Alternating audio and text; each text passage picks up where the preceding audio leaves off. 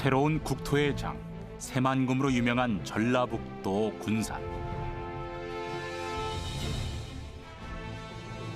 일본에게 약탈당한 우리 민족의 아픔이 서린 역사의 현장.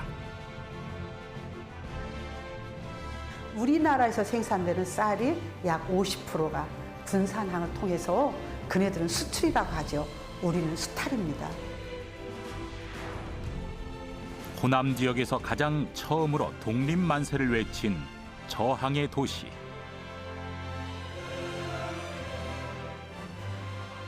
군산 독립운동의 특징으로는 일본의 지주와 자본에 대한 저항으로 일어난 민족운동이 대부분이라는 것입니다. 조수 간만에 차가 큰 군산의 개항을 성공시킨 근대 과학의 비밀. 쇠사슬과 추는 밀물 때 다리가 올라가면 추는 내려가고, 썰물 때 이 다리가 내려면 추는 반대로 올라갑니다. 해방 이후 일제가 남긴 가슴 아픈 근대 문화유산을 정비하고 과거와 현재가 공존하는 근대 역사 도시 군산. 대한민국의 근대 문화유산과 근대 과학의 비밀이 살아 숨쉬는 군산으로 떠나본다.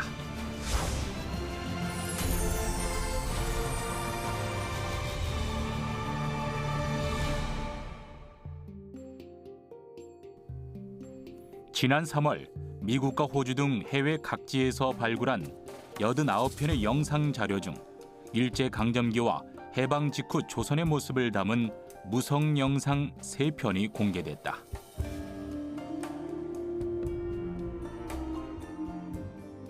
이 가운데 눈길을 끄는 것은 1930년대 군산의 모습을 담은 영상으로 군산의 쌀을 선박에 실어 일본으로 나르는 장면이 담겨 있다.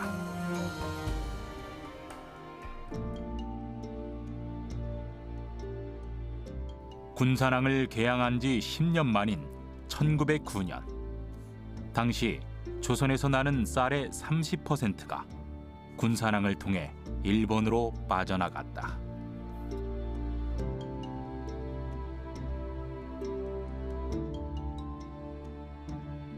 일제의 미국 수탈이 절정에 달했던 1934년에는 200만 석 이상의 쌀이 군산항을 통해 빠져나갔다는 기록이 남아있다.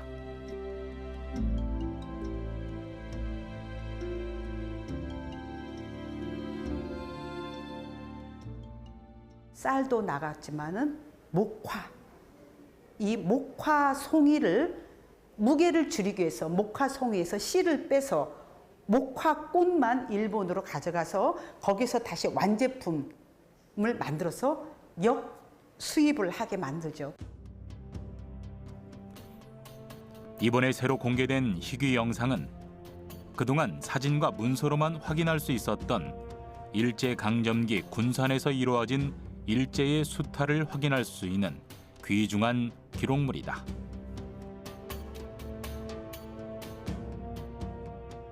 일제시대의 그 동영상 자료가 별로 남아있지 않은 가운데 발견됐다는 점에서 의미가 있습니다.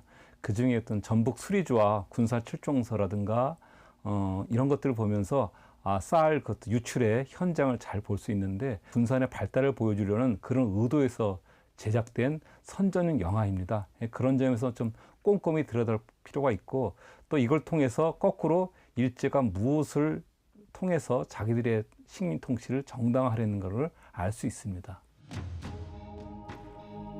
그리고 과거를 보여주는 이 짧은 영상으로 수탈과 저항의 역사를 품은 군산의 한국 근대 문화사가 다시 주목받고 있다.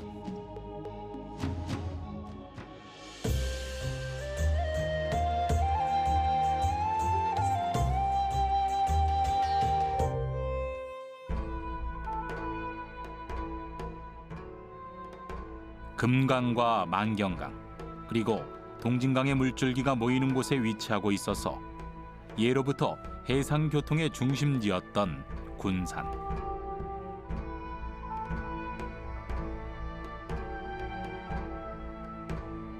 이뿐만 아니라 군산은 전주 익산의 호남평야, 김제 군산의 만경평야 등 국내 최대의 곡창지대에서 나는 쌀과 곡식이 모이는 곳이다.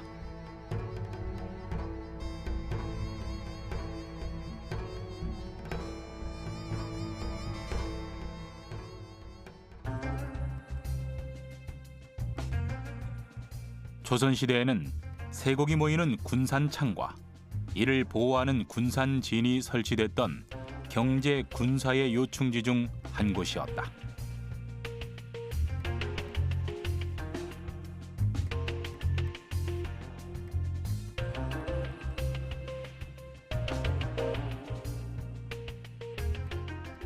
그리고 일제강점기 때 호남 평야의 쌀을 강제로 수출하려는 일제의 계략에 의해 개항이 추진된다.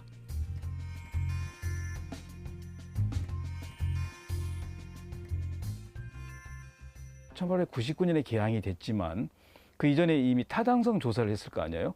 그래서 그런 것들 조사하는 과정에서 이 금강하구에는 올라가면 이제 강경이라고 하는 당시 조선의 3대 시장 중에 하나였기 때문에 이런 어떤 그 재래 상권과 연결되는 개항지로 선택했던 점, 그리고 배후지의 농촌 지역의 쌀을 반출하는 어떤 중요한 항구로 삼으려고 했던 부분, 그리고 이제 중국이라든가 일본과의 어떤 교역의 중심으로서 어떤 이 물류의 중심으로서 군산을 개항했다라고.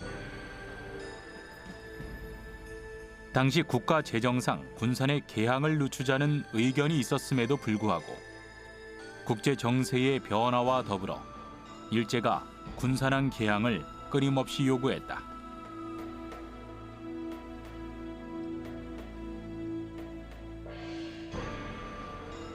결국 1899년 5월 1일에 부산, 원산, 인천, 목포, 진남포에 이어 전국에서 6번째로 군산에서 개항이 이루어졌다. 군산의 경우는 일본도 물론 원했지만 우리 정부도 당시 어떤 산업화를 하기 위해서는 수출의 필요성을 느끼고 군산 개항을 합니다. 그때는 이제 일본인들이 오로지 독점하지 않도록 각국 거리주로 해서 다른 나라 사람들하고 경쟁하게 했는데 불행하게도 결과적으로는 일본인들이 독점하면서 이 쌀 유출의 중심적 역할을 합니다. 그런 점에서 결과론적으로는 군산항 개항도 어떤 일본의 그 쌀을 유출하려고 하는 거점으로서 군산을 개항시키려 했던 걸로 보입니다.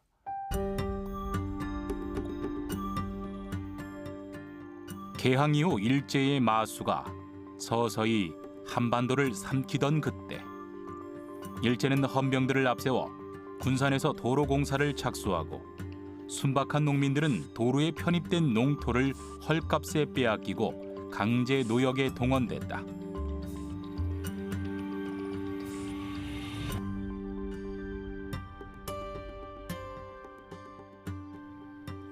그렇게 만든 도로가 바로 40여 킬로미터 거리의 전주와 군산을 잇는 당시에는 신장로라고 불렸던 전군가도이다.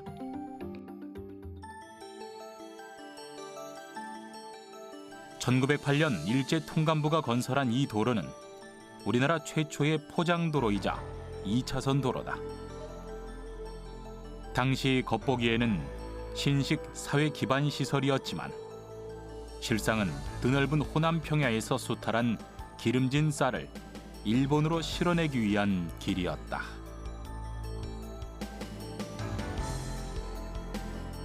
일제 강점기 전북, 김제, 만경 평야를 배경으로 민초들의 삶과 투쟁의 역사를 그려낸 조정래 작가의 대하소설 아리랑에 전군도로에 대한 내용이 담겨 있다.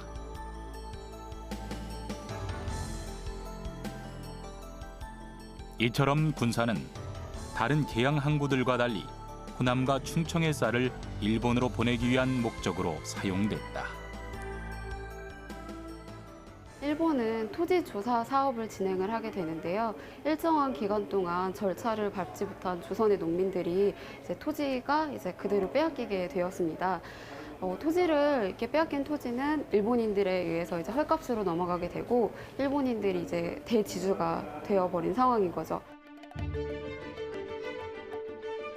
토지 조사 사업으로 일제가 빼앗은 땅은 일본인에게 헐값에 넘어갔고 이로써 많은 일본인들이 대농장주로 군산에 자리를 잡았다. 이렇게 개항 이후 군산으로 건너와 터를 잡은 일본인들이 늘어나면서 군산에 살았던 조선인들의 삶은 완전히 달라졌다.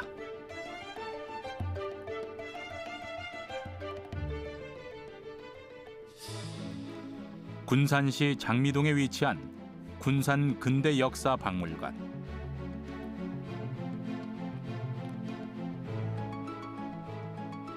일제강점기 개항 이후 군산에서 이루어진 수탈의 역사와 시대상을 기록한 곳이다.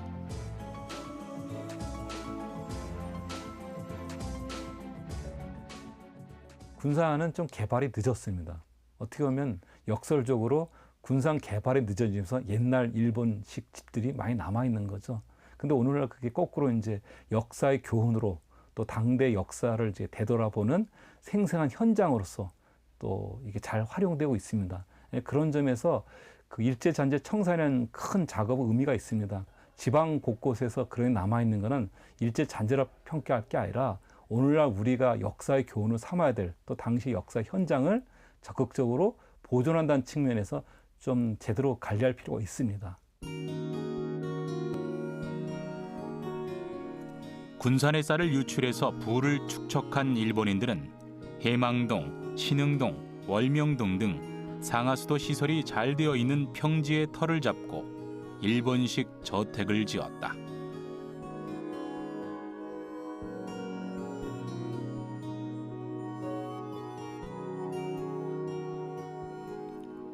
반대로 빈민으로 전락한 조선인들은 산비탈로 쫓겨나 토막집에 거주했다.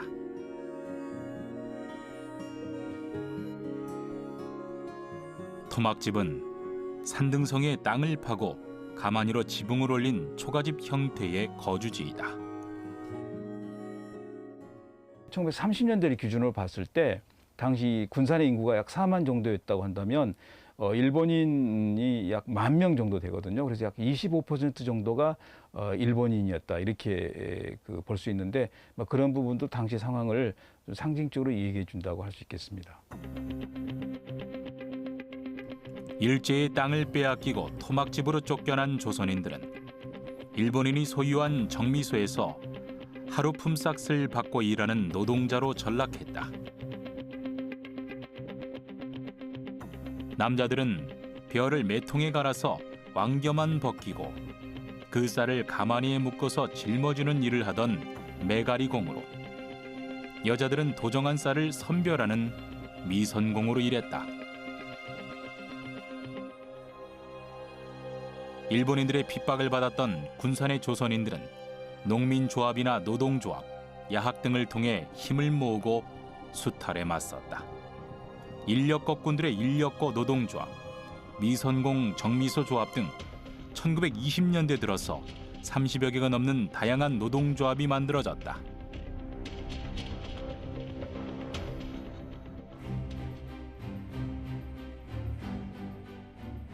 군산의 농민들은 가혹한 일본인 지주에 맞서 저항운동을 펼쳐나갔는데 가장 대표적인 것이 옥구 농민 항쟁이다.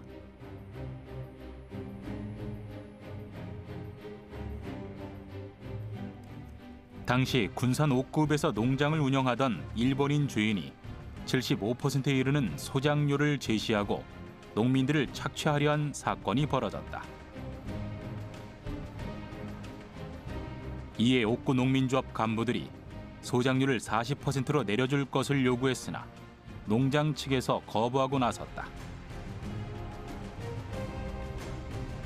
결국 일제히 수탈을 참다 못한 500여 명의 농민들이 맨주먹과 굳은 신념으로 봉기에 나선 옥구 농민 항쟁은 우리나라의 대표적인 농민 항일 운동이다.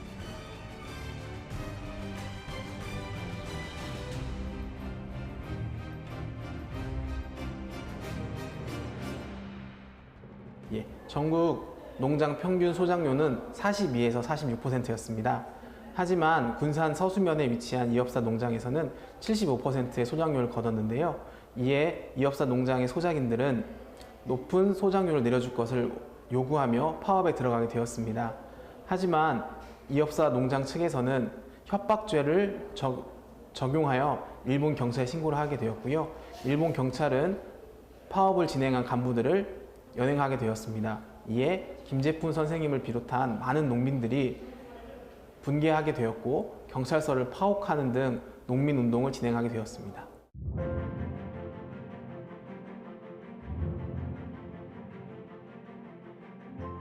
개항 이후 군산의 시장과 거리에도 변화의 물결이 밀려들었다.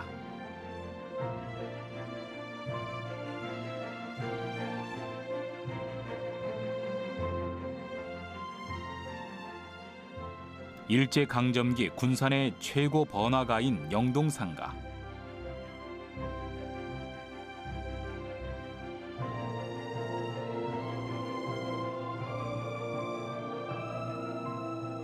당시 영동상가의 상인들 중에 송상이라고 불리는 개성 상인이 포진해 있어서 송방거리, 송방골목이라고 불리기도 했다.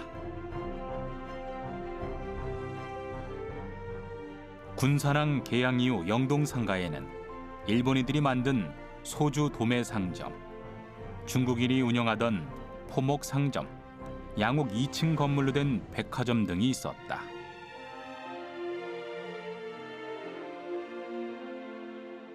우리가 군산하면은 이제까지 이제 식민지 도시로만 알고 있는데 사실은 개항 이전에도 그 금강하구, 강경포구나 군산포를 중심으로 해서 나름대로 상업 도시를 발전하고 있었습니다. 그래서 이제 일부 동네에는 객주들이 활동을 했는데 개항 이후 특히나 1905년 일제가 통감부 설치한 뒤에는 일본인 상인들이 몰려오고 지주들이 몰려오면서 많이 바뀌게 되죠.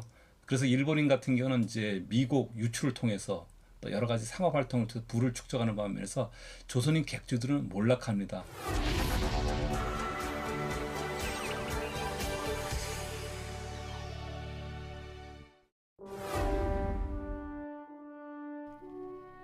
조선의 기름진 쌀을 수탈해 가기 위해 일본이 눈독을 들였던 군산.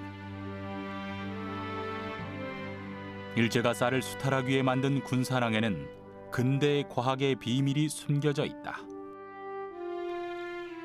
서해에 위치해 있어서 조수 간만의 차가 크기 때문에 큰 배들이 부두에 정박할 수 없었던 군산은 항만 시설을 갖추기에 적합하지 않은 지역이다. 그래서 수위에 따라 물 높이를 자동으로 조절할 수 있는 뜬다리 부두가 설치된다.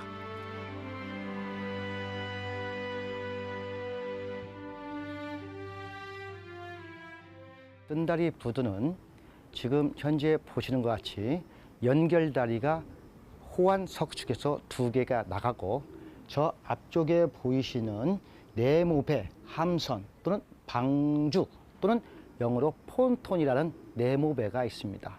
그것을 3개 연결하는데 그 방주, 함선, 폰톤이 밀물 때 오를 때 또 연결다리도 오르고 또 썰물 때 저 방주, 함선, 폰톤이라는 것이 내려가면 이 연결다리로 덩달아서 같이 내려가는 시스템이 바로 뜬다리 부두, 부자안교의 작동 원리가 되겠습니다. 수위에 따라 물 높이를 자동으로 조절할 수 있는 뜬다리 부두는 1905년에 1차 축항 공사가 시작되고 1938년 4차 축항 공사까지 4개가 건설됐지만 현재 3개만 남아있다.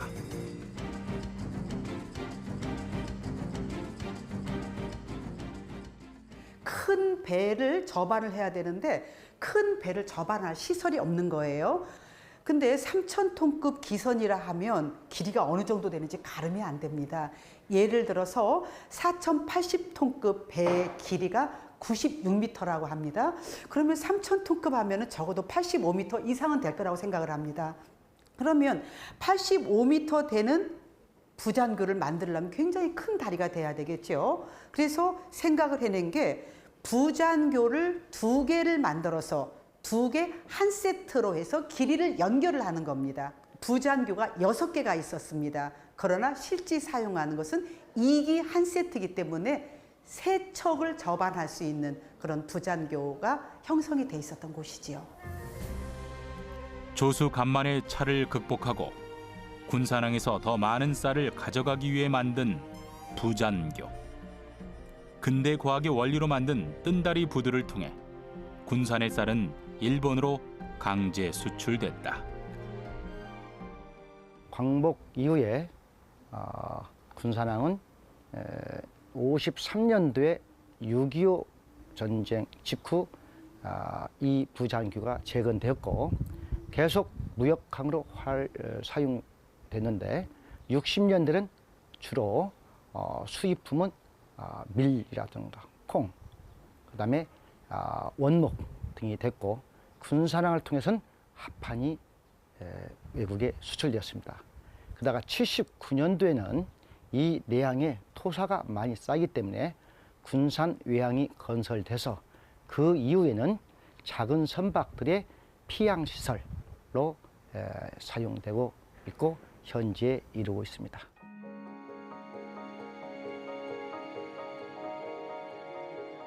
부잔교는 여전히 그 기능을 유지하고 있지만 과거와 달리 오가는 선박의 규모가 커짐에 따라 현재 군산항을 드나드는 선박의 숫자가 줄어드는 추세를 보이고 있다.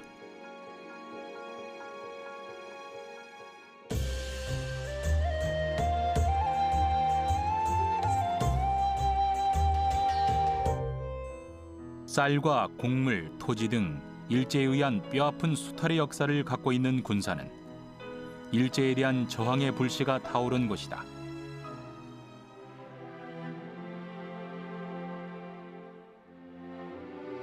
(1907년) 의병운동과 국채보상운동을 시작으로 독립의금부가 세워지고 호남 최초의 만세운동이 일어났다.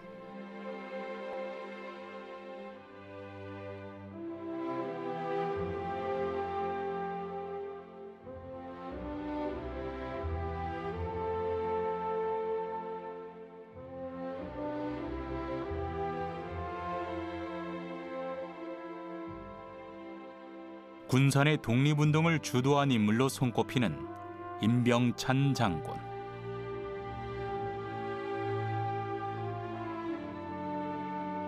옥구면에서 태어난 그는 1905년에 스승이자 조선 후기 애국지사였던 면함 최익형과 함께 의병 활동을 벌였다.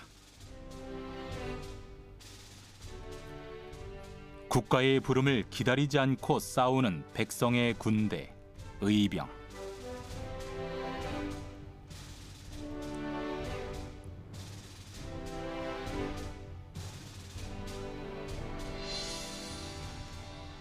(1906년) 임병찬 장군은 의병 활동을 할 군사를 일으키겠다는 뜻을 밝히고 고종에게 상소를 올린다.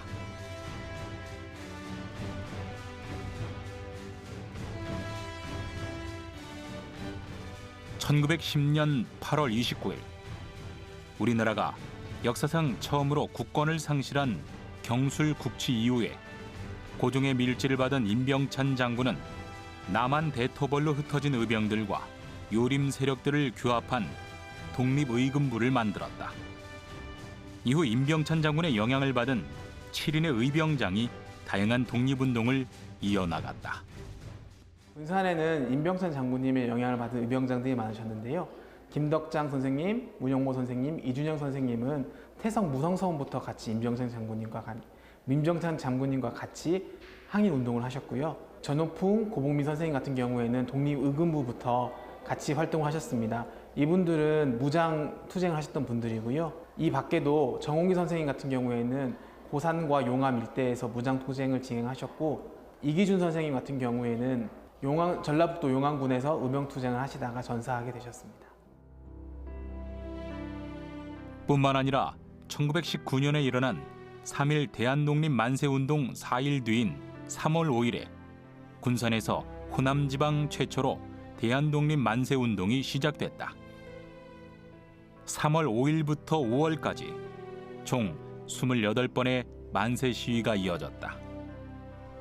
당시 군산에 살고 있던 조선인이 6,500여 명이었는데 만세운동에 참가한 인원이 3만 7천여 명이 넘었다. 군산의 3.1운동은 군산 영명학교에서 시작됐다.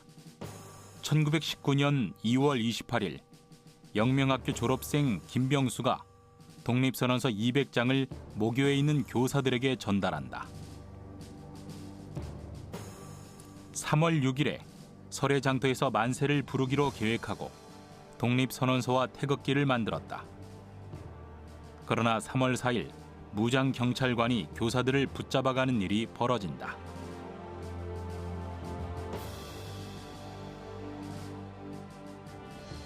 다음 날인 3월 5일에 영명학교 학생들은 선생님의 석방 시위를 결의하며 군산경찰서 앞에서 태극기를 흔들며 만세운동을 시작했다.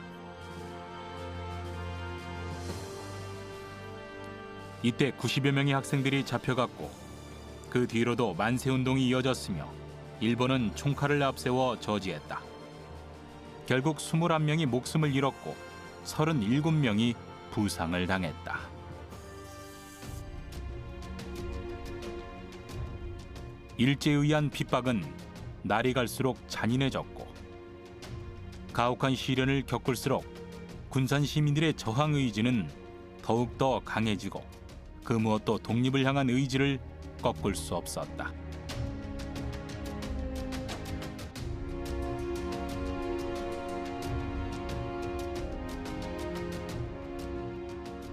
한국 근현대사의 축소판 군산시 해망로. 해망로의 옛 지명은 장미동인데 장미는 꽃이 아니고 쌀을 저장하는 마을이라는 뜻을 담고 있다. 군산은 각 지명에서도 일제의 수탈 증거를 짐작할 수 있다.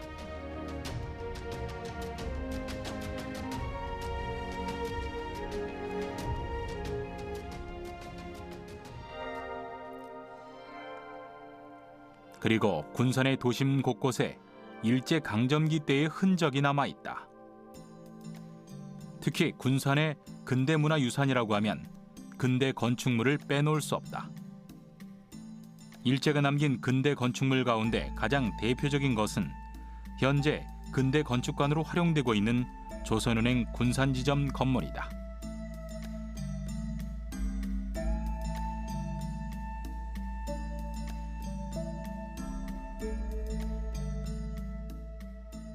조선은행 군산지점은 당시에 군산항을 통해 반출되는 쌀의 자금과 농지수탈 대출 자금을 관리했던 곳이다.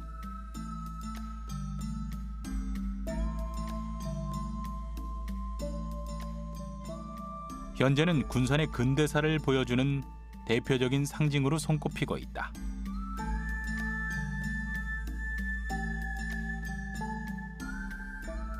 특히 건축물의 전체적인 형태와 세부 표현에서 근대기 운행 건축의 양식을 잘 나타내고 있다.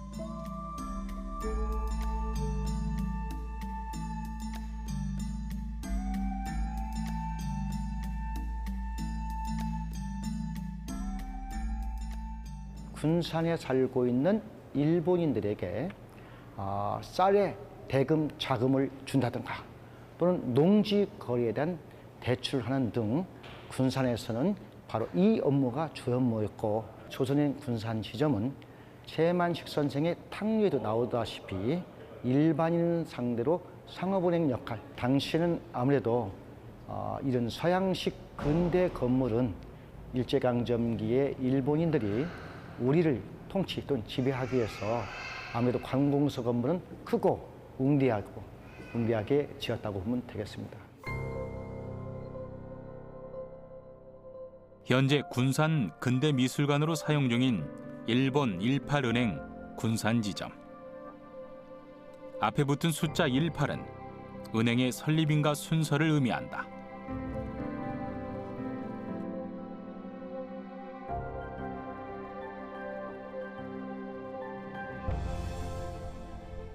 일본 18은행 군산지점은 1907년에 조선에서 7번째로 설립됐다. 특히 군산의 18은행은 간판만 은행일 뿐 실제로는 고리대금업을 하는 대부업이 주된 업무였다.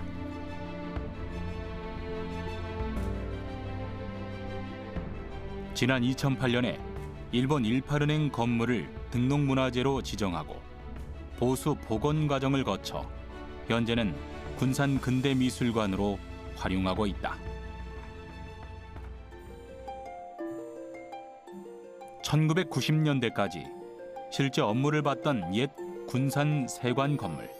부속 건물은 신사옥을 지으면서 철거됐지만 본관은 외형이 그대로 유지되어 있다. 당시 유럽인이 설계하고 벨기에에서 붉은 벽돌과 건축 자재를 수입해 지은 것으로 전해진다.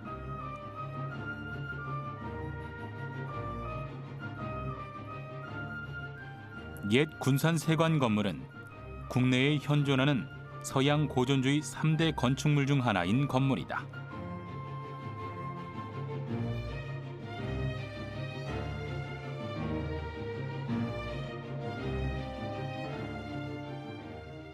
일제강점기의 일제는 일본과 우리 땅과의 수입 관세를 철폐하였습니다. 그래서 세관은 항만 유지 관리 업무, 그다음에 외국에서 들어온 물건에 대한 수입 관세. 그러나 가장 중요한 것은 군산항을 통해서 일본으로 나가는 쌀과 곡물 등의 수탈의 전진 기지 역할, 창구 역할을 했던 것이 바로 세관입니다. 전라북도 군산시 신흥동. 신흥동은 일제강점기 당시 일본인들이 거주하던 지역으로 현재도 여러 채의 일본식 가옥이 보존되어 있다. 그 가운데 가장 대표적인 곳이 히로스 가옥이다. 2005년도에 국가 등록문화재로 지정이 되어 군산시에서 관리하고 있으며 관광객들에게 개방을 하여서 근대 문화유산을 알리는 장소 역할을 하고 있습니다. 당시에 일본 무역회사였던 미즈상사는 카페로 변신했고 1930년대 조선 미국 주식회사 쌀 창고는 현재 공연장으로 사용되고 있어 진화하는 근대 문화유산을 만날 수 있다.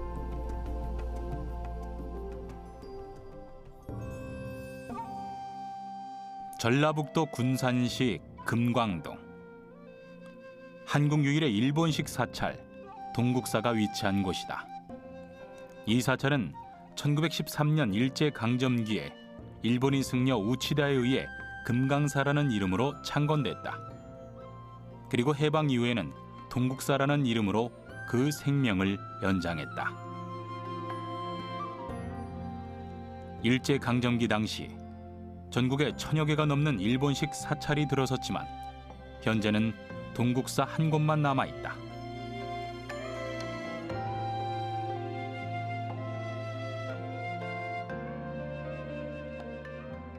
지난 2003년에 등록문화재 제64호로 지정된 동국사 대웅전.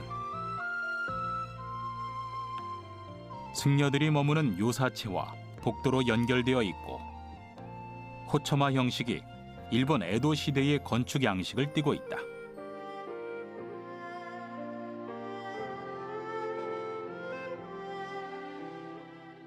특히 건물 외벽에 창문이 많이 달려 있고 우리나라의 처마와 달리 처마에는 아무런 장식이 없어 한국의 전통 사찰과 다른 양식을 띠고 있다.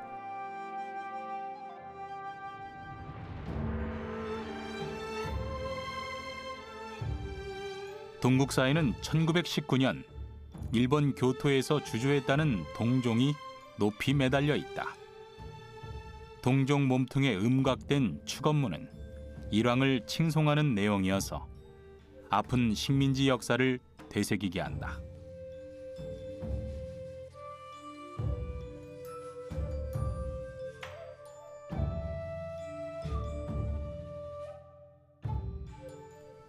동국사 안에는 일본 조동종 승려들이 제국주의에 앞장섰던 과거를 참회하고 용서를 구하는 내용을 새긴 참사문비가 세워져 있다.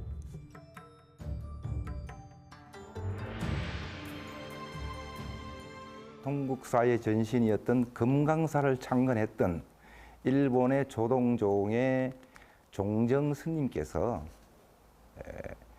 일제강점기 동안 일본 제국주의에 불교와 영합해서 우리 한국 조선 사람들에게 얼마만큼의 잘못을 저질렀는가. 특히 명성하고 시해랄지 한글 말살 정책, 한국 신민화 정책, 심상교육 등 여러 가지 이런 우리 영혼을 말살하려고 했던 그런 정책에 영합했던 행위가 되돌아보니까 정말 창피하고 비불교적이다. 종교인으로서 할 수 없는 행위를 했노라. 그래서 이제 우리는 맹세한다. 다시는 그러한 잘못을 두 번 다시 저지르지 않겠다고 맹세한 반성문이자 서약문입니다. 참사문비 앞에는 위안부 피해 할머니들을 기리는 평화의 소녀상이 서 있다. 광복 70주년이었던 2015년 8월 불교계와 군산 시민들의 모금으로 건립된 평화의 소녀상은 일본 정부를 향해 서서 적극적으로 항의하자는 뜻을 담고 있다.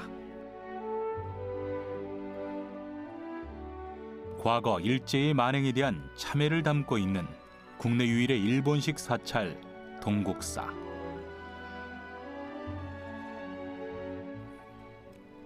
동국사는 일제강점기 유물 발굴 작업을 통해 5천여 점이 넘는 문화유산을 보유한 한국 근대 문화와 역사의 장이기도 하다.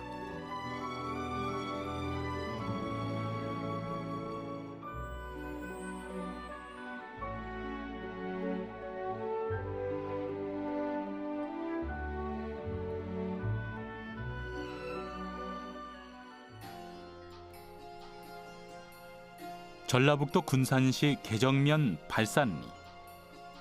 발산초등학교 뒤뜰은 일제강점기 당시 일본인의 농장 창고가 있던 자리다.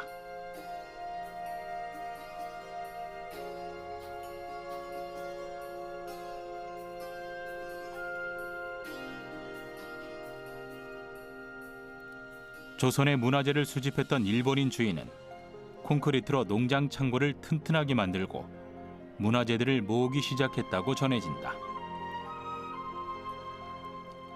당시에는 고서나 고민속품 같은 것을 일본에 내다 파는 것이 쌀을 내다 파는 것보다 부피가 적게 나가면서 고소득을 올릴 수 있었다고 한다.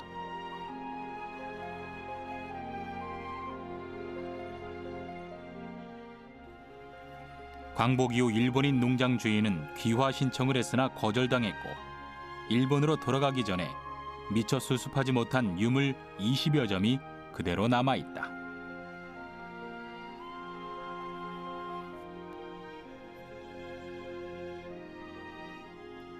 그 가운데 보물로 지정된 5층 석탑과 석등이 발산리 근대역사 문화유적지에 남아있다.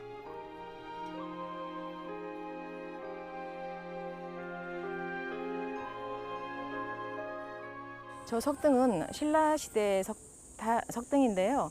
보면은 받침돌이 연꽃 모양이 8개가 있고 그 몸통, 원형으로 되어 있는 몸통이 구름을 싸고 도는 용이 구름을 향해 싸고 돌아서 위로 휘몰아쳐서 올라가는 형식으로 되어 있어서 그거를 운용도라고 합니다. 석등에 운용도가 있는 것은 굉장히 희귀한 것이라고 합니다. 5층 석탑은 이게 이제 주변에 완주에 있는 복림사지에서 가져왔다는 말도 있는데요. 신라시대의 양식을 따른 고려시대 탑입니다. 그래서 보시면 여러 가지 균형이라든가 뭘로 봤을 때 3층이 없어진 것으로 보이는데요. 지금 4층만 남아있지만 원래는 5층 서탑이었습니다.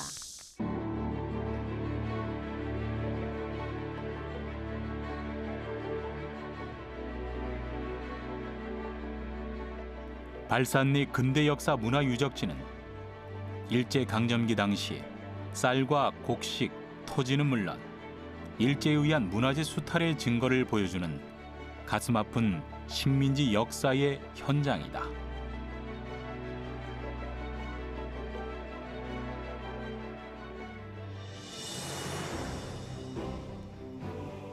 일제 수탈의 전초기지 군산항이 개항한 지 118년. 누군가는 질문한다. 침략의 역사를 남겨놓을 것인가 말 것인가.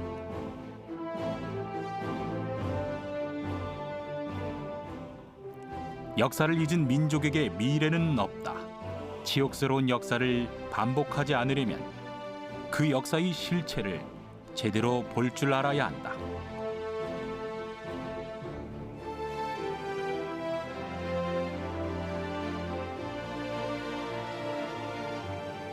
볼거리를 위한 보존이 아닌 역사적 과오를 다시 겪지 않기 위해 뼈아픈 교훈을 새기고 있는 근대 문화유산의 보고 군산에 그 해답이 있다.